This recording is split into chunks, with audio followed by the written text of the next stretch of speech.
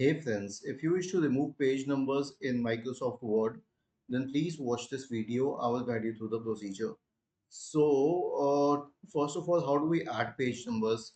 Click on Insert, go to Page Numbers, select the position, and that's it. A new header and footer column will open. Okay, now if you wish to remove the page numbers individually, just hit a backslash and it's gone. I mean, if I was to press Escape, the page would be gone and then you can access the document as it is without the page number. But what if I had hundreds of documents? I cannot remove them individually, so I'll show you what has to be done in this case.